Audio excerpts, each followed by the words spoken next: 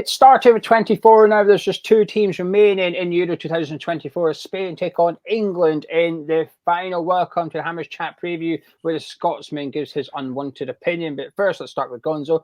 You're in the final. Magic, absolutely brilliant. Yeah. Real drama. Just absolutely brilliant. I was watching it as well, and I think at the point where I realised that Ollie Watkins had scored about the 90 minutes, as he was turning to celebrate, I looked, and it was sort of 90 minutes and 4 seconds. I thought, did he do it bang on 90? I mean, it seemed like he did. Bang on.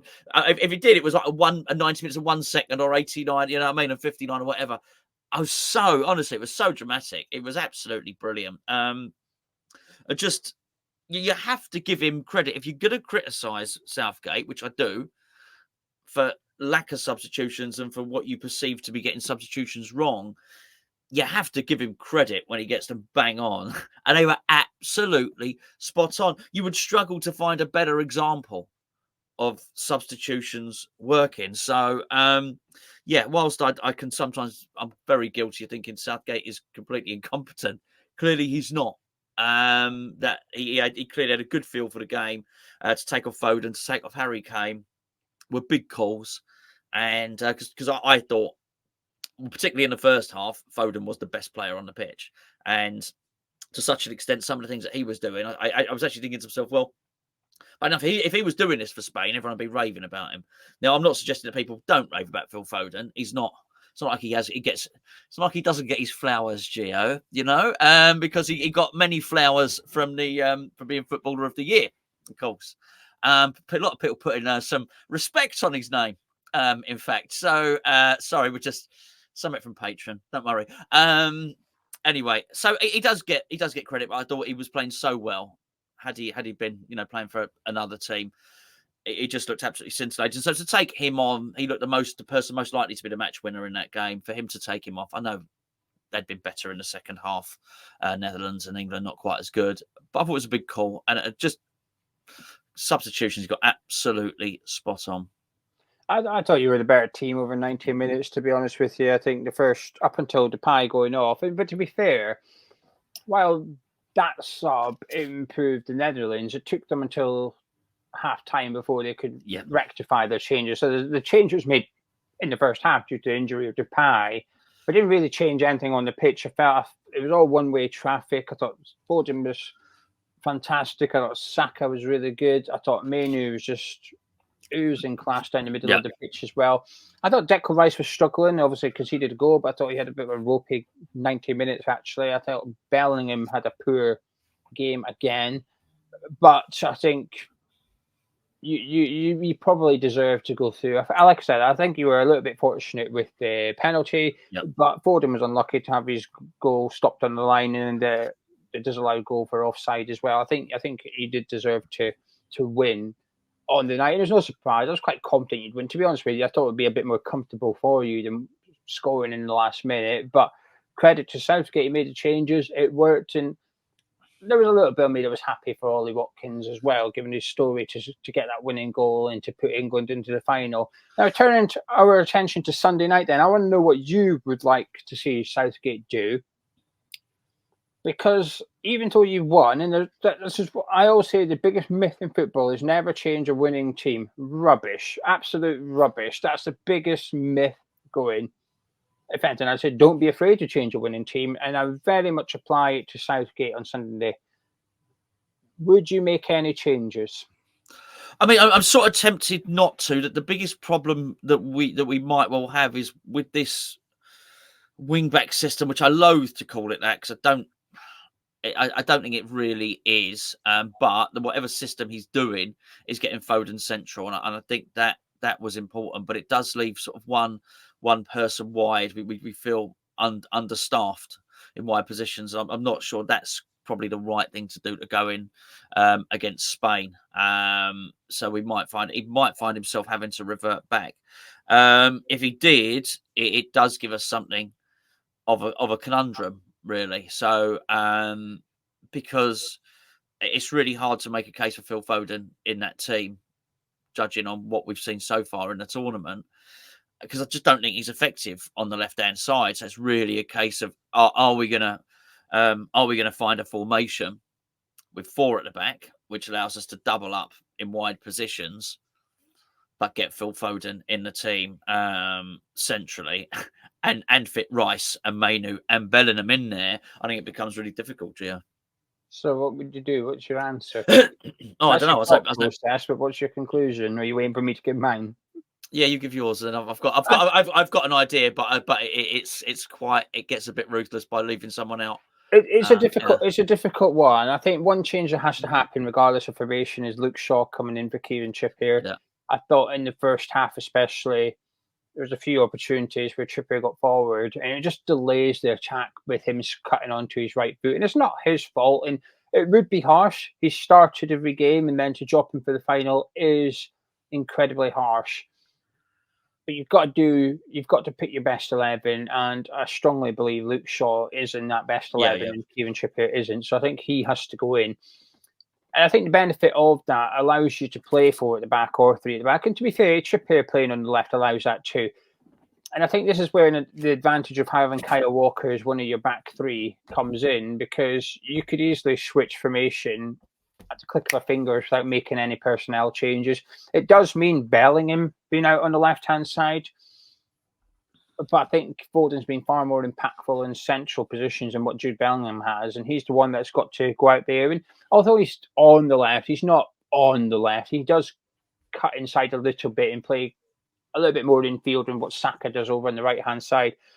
So I think you've got to stick with the same defence, which is Gay, Stones, Walker, Shaw on the left, Saka on the right. You've got to retain Rice. Rice had a poor game against the Netherlands, but I think he's had a decent tournament.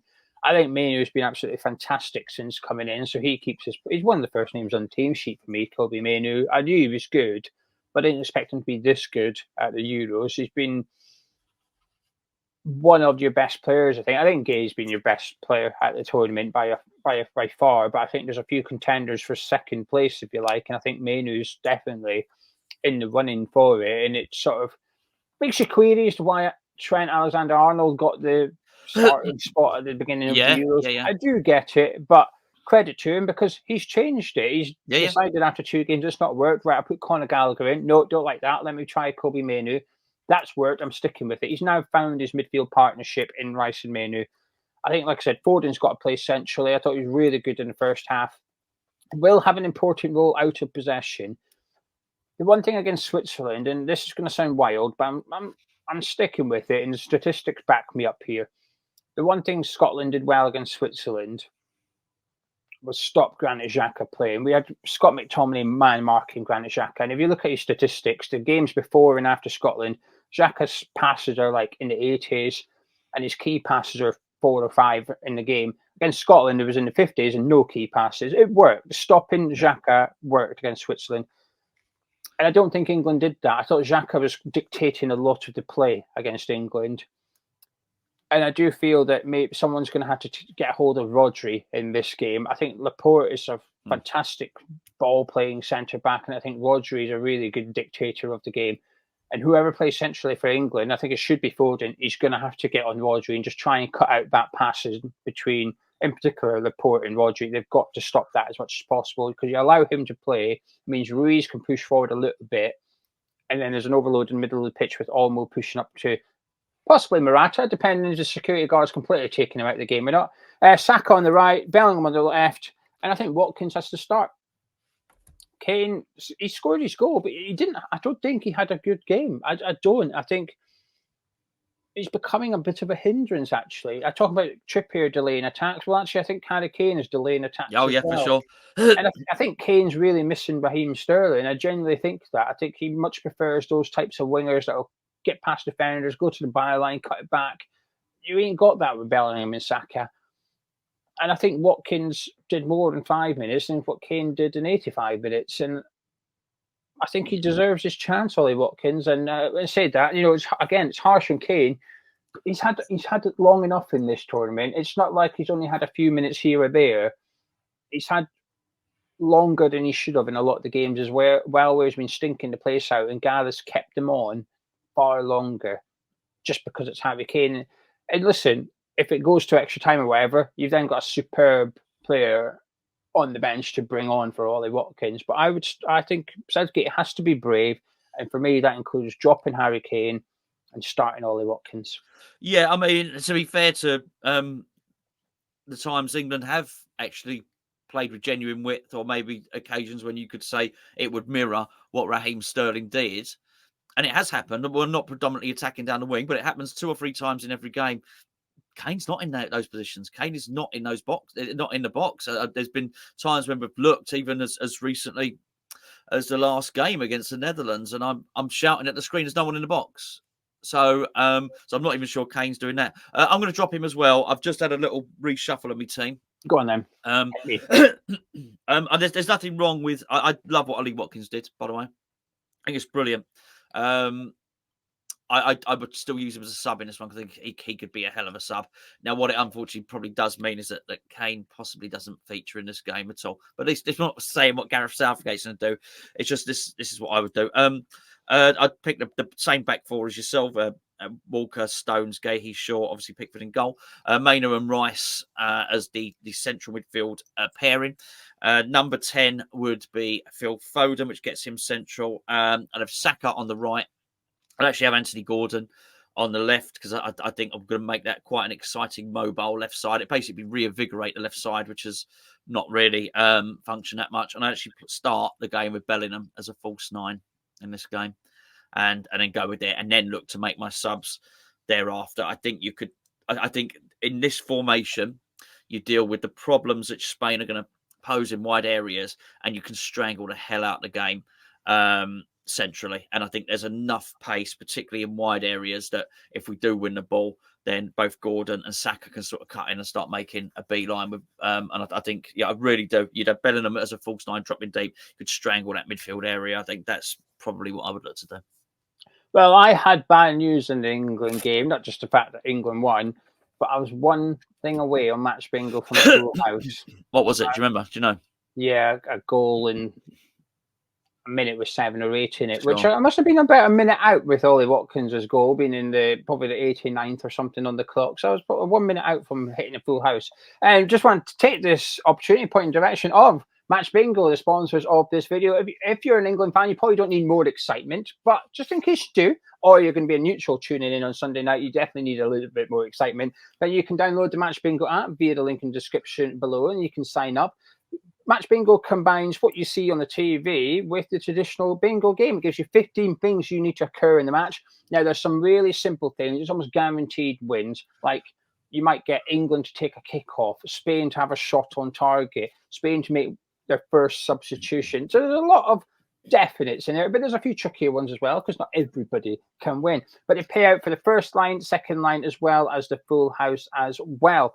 It's £2 per place. It is a gambling app, so please do gamble responsibly. But if you fancy adding a little bit of excitement, do get involved. We've had multiple winners here in Hammersmith. Well, over 50 or 60 winners, and some of those people have won on plenty of occasions. And for the quarterfinal, Peter Morris, one of our subscribers, won over £200 on the England match. So you can get involved if you fancy a little bit of fun for the England game on Sunday night. Right, Gonzo, time to discuss your opponents. The Spanish, what do you make of them? Yeah, best team in the tournament so far, really. Best team of the tournament, best story of the tournament. In your mouth, I think the tournament probably needed it. A story like that, really. Yeah, it just looks like an excellent player.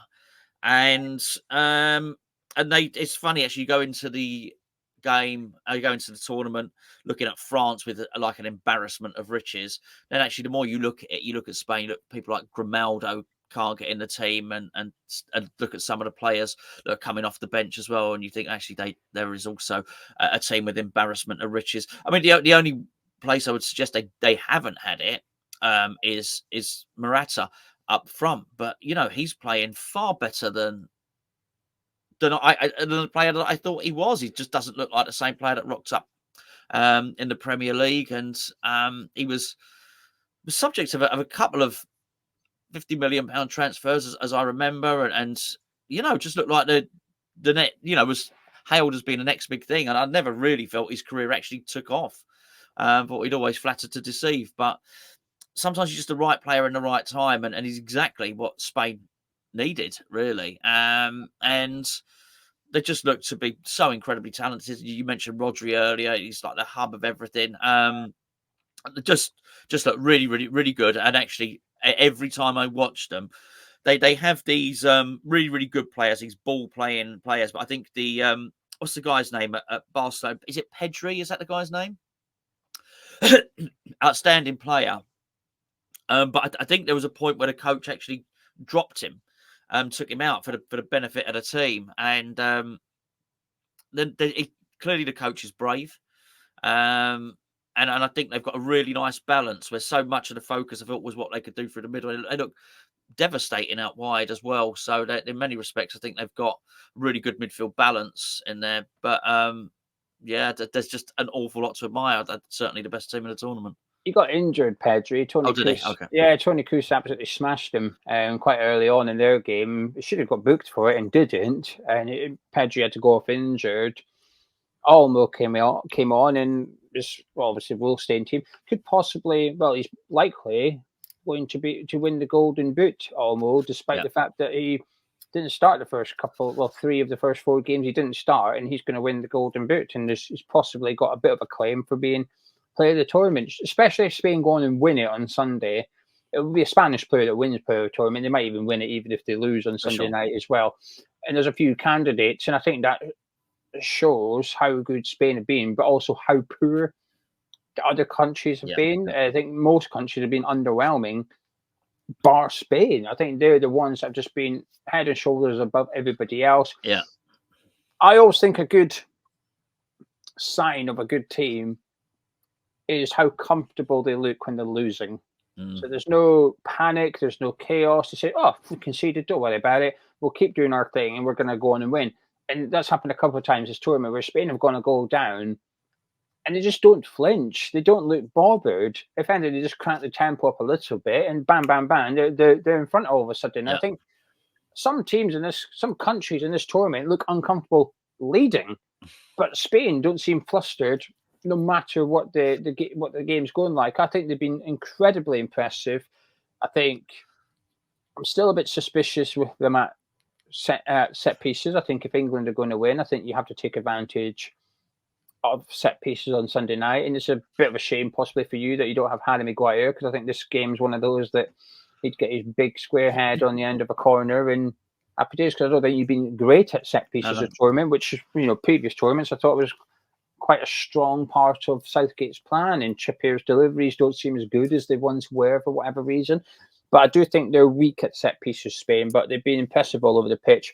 I think Cucurella has been one of the surprise players of the tournament, probably because I think he was absolute crap at Chelsea last season, but he's been really reliable. I think Williams and Yamal have been a joy to watch down the side. I think Olmo's done really well. I think Fabian Ruiz has been sensational. Whenever I've seen him, and it's not very much, whenever I've seen him previously for Spain or for PSG, I've been that impressed by him. I remember watching the under-21s tournament that summer we signed Pablo Fornals. Oh yes. I remember watching this under-21s tournament. Where Ceballos was excellent, wasn't he? Fabian Ruiz was excellent in that tournament too. And that's when I first noticed him. Okay, this guy looks good. And whenever I've watched him, like I said, it's not very much, 5 times a season at most. I've always thought it was a bit underwhelming. But this summer, I've been like, wow, this guy is different to the one I've seen in the last 20 occasions or something. So I don't know what is different, or if I'm just tuning into the wrong games or something. But I think he's been superb. So, yeah, a lot to like about this Spanish team. Maybe too much to like if you are an England fan. Carvajal back from suspension will be a big boost for them as well, because I think Jesus Navas was a bit of a weak spot against France, and I think they preyed on it, and then Nacho went out there and he wasn't that great either. How do you see this one going on Sunday night then? More of the same, actually. More of the same. I'd say England winning it, either coming from behind or penalties or something like that. Yeah, I mean, I've seen it so many times. There's a number of things here. So many times where where the best team in the tournament doesn't win it. More often than not, that is the case. I've seen so many occasions where teams get into the habit of being in crap positions and still winning it, and England seem to have picked that up. So as comfortable as Spain might be when they're losing, even if Spain get on top, Spain could be on top in this game for 90 minutes, and if there's one goal in it, England will still fancy it, and that's a hell of an attitude to have. That's a hell of a mindset, and it feels like it's going to sound completely contradictory.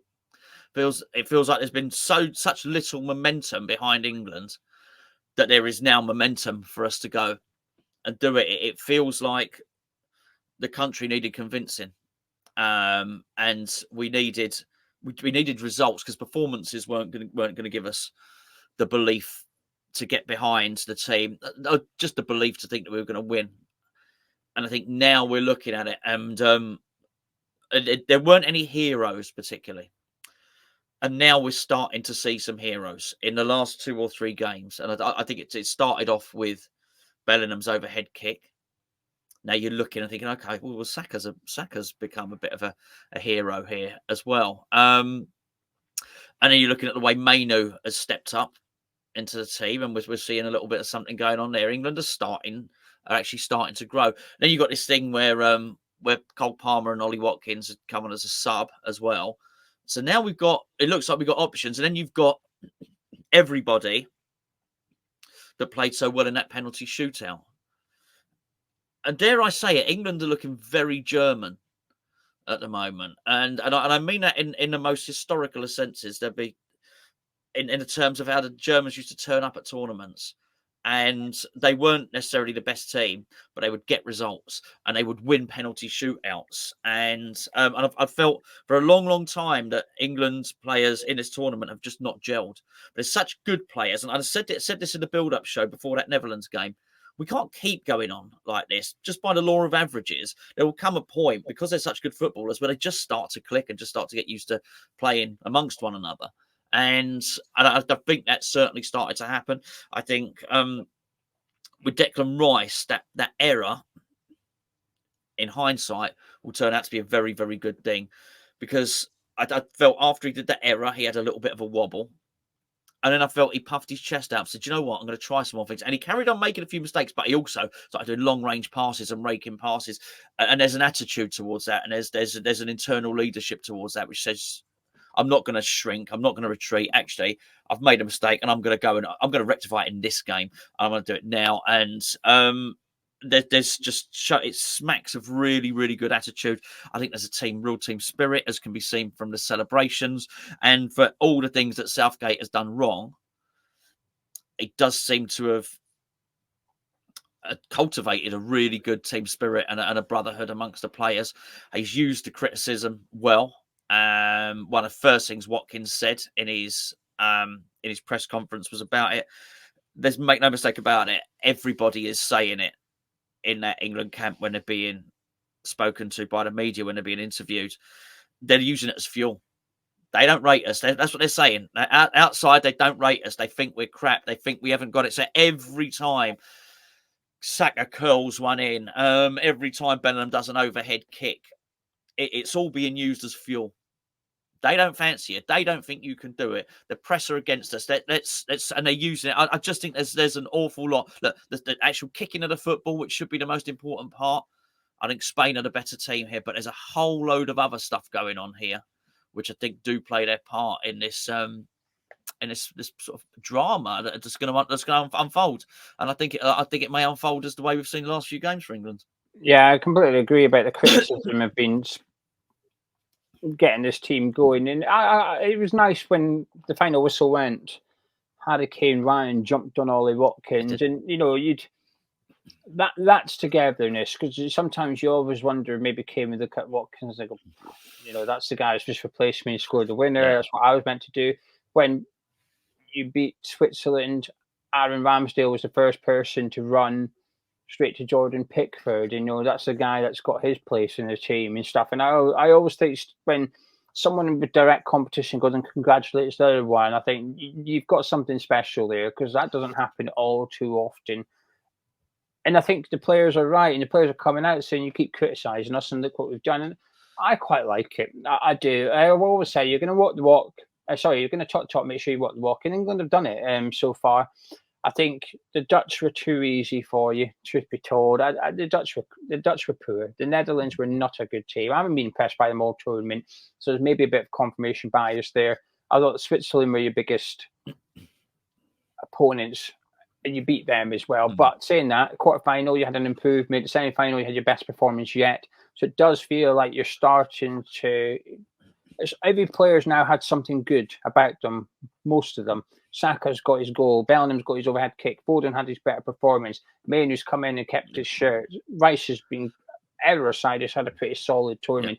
Gay's been fantastic. Stones has been comfortable. Pickford got the save in the penalty shootout. Everybody's just done something to get to the final. There's not really too many passengers in this England squad anymore, which is, I guess, when you get to the final, that's what you want. You want to make sure everybody's contributed. There's one or two, I would suggest, haven't done enough, but that's up to the manager to decide if he's going to keep his faith or if he's going to bring somebody else in. In terms of Spain and Sunday night, I think they'll be too good for you. I think they're just a different animal compared to what you've come up against. I've seen some people suggest Spain were poor against France in the second half. I didn't see it like that. I thought I was witnessing a team just controlling the game completely. There was times they could have counter-attacked and tried to get that third goal. They didn't. It was almost like Pep Guardiola's Rodri. He was just like, whoa, no, let's just brakes on. Let's just pass the ball and let's just keep the ball for 5 minutes and just wear France down, tire them out a little bit. And I think they've been by far the best team, and they've just got too much quality, I think, for Sunday night. And I think sometimes the countries you have come up against haven't always taken advantage of some of the weakness that England have shown in this tournament. I think it'll be a good game. I'm looking forward to it. I just think Spain are just a bit too good for Sunday. I agree with what you say is the best team don't always win. But my prediction is on Sunday that might just happen. So can I get any final words and your score prediction, please? Yeah, sure.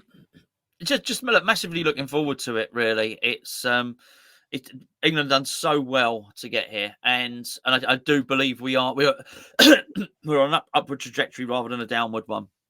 Absolutely convinced of that. I think the substitutions that Southgate has done will have emboldened him. I think he'll now think, hold on a second, cheeky old Gareth here. I've got a knack of this.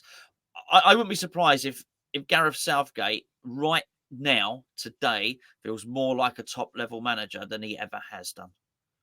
He may well be looking at what he's done and thinking, do you know what? It's not just a case of sticking two fingers up. It's what he feels internally to himself. Forget the media. He's probably thinking, well, do you know what? I've actually managed this Luke Shaw situation quite well. Look at where we are. I was right to bring him. He's going to be ready for the final. I was right to stick with these players. Look what's happened. Harry Kane dispatched a penalty. He's probably a number of things that he's looking. He's probably thought to himself, I have had a problem with Trent Alexander-Arnold, but look, I brought Mainoo in. I've fixed that problem as well. Gahey drops out for a game. Konsa comes in. It's worked. I would imagine, and he has to think like that. He can't really spend too much time thinking about what he's done badly in the past. It's what he's done well in this tournament now. He has to. We talk about a confirmation bias. If you're a top level sportsman or athlete or coach in his instance, you have to have absolute faith in your own ability. You need that. You have to have an arrogance about you to push through your mantra and your ethos. Now, it may well be that for a lot of coaches, they have confidence in their tactics and they're absolutely crap. But irrespective of whether you like them or not, these have been working. The winning late, the making the late substitutions, the keeping the game tight and winning at the end, it's been working for Southgate. It has. So you might not like the tactics, but they are working. And I think now he's probably looking at it. And I just wonder if that's going to have an impact on him, where he actually will walk out for that final with his chest puffed out, thinking, you know what, whatever transpires in this game, I'm going to be able to react to it. I'm going to be able to do something. And I think I don't know how much value there is in that, but just in a sporting sense, I don't know what percentage is attributed to that. But that's worth something. That has a value. Southgate being confident, and if he's confident, he's probably going to be willing to change when he sees things happen. So I think someone's got a part to play here. There's somebody has the opportunity to be a hero forever, and I'm not sure.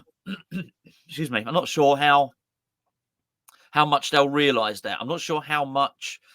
I'm sure it'll be said in a dressing room, but I'm not entirely sure anybody has really understood what that totally looks like, unless they are looking at someone like Sir Geoff Hurst, right? Maybe they think, hold on a second, this guy's doing his he's doing his Budweiser thing now. He's, you know, he is Sir Geoff Hurst. He is all this stuff has happened to this guy over the course of decade upon decade upon decade since 1966. What does that actually look like? It's not just being a hero in the moment, and it's so much more magnified now because you've got social media. I mean, you basically you do this. If someone could grasp this now in a final, you are a hero of this country forever. It's the knighthood's coming. Everything is going to be bestowed upon you.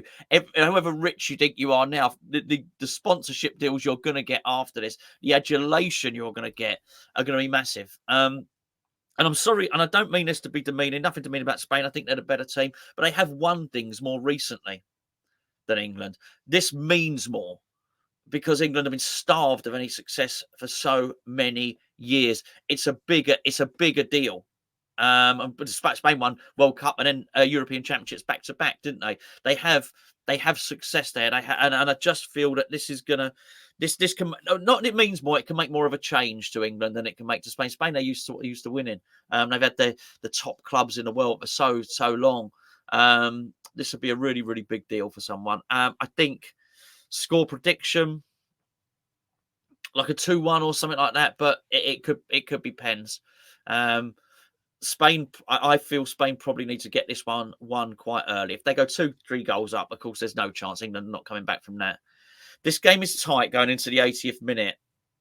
Then confidence levels are really, really going to start going up because England won't waver because of what's happened. But you do wonder if Spain will start thinking, hold on a second, because they'll know that everyone will have watched everyone else's games. Spain will be fully aware. They're not just going to study England's tactics, then only to study the good bits. They're going to know that England come back from late. So that'll be instilled upon them, which is right. Okay, if it gets to late and the game's still tight, you've got to do this. Laporte, make sure you do this, blah, blah, blah. If they're going to make substitutions, it plants the seed that England can do something late on in a game. Seen it many, many times, actually. So, yeah, hopefully, look, Spain are favourites, but I've a hunch. I think I really do. And I'm not saying it to wave the flag. I've been pretty downbeat about this campaign all Euros. But I think it's time. I really do. I think 2-1 Spain, but I think if Saka can turn Cucurella into the Chelsea version, you can nail your set pieces and you can stop Rodri, then I think that will increase your chances of winning on Sunday night. But I think Spain are just, well, for the reasons you said, actually, they're winners. They've got that bit about them. Carvajal getting sent off in the quarterfinal, very impressive. He was suspended for the semi-final. He got booked in. He was suspended for the semi-final anyway. Got skinned. I thought, well, I'm just going to bring you down and get sent off. I'm suspended anyway. And it stopped an fantastic attack for whoever it was they were playing. But it was that sending off. Not many people do that. Not many people have that sure instincts, and that's almost like a Real Madrid, Spain sort of grit in him. That says, I'm bringing you down. I'm doing the best for the team here. Too many people would just let him go past and hope that someone else sorts out for him. And I think Spain will get the job done on Sunday night. But if you've enjoyed this preview, please do drop a like, comment back a thumbs up, subscribe to Hammers Chat, myself and Gonzo. Catch you in a bit.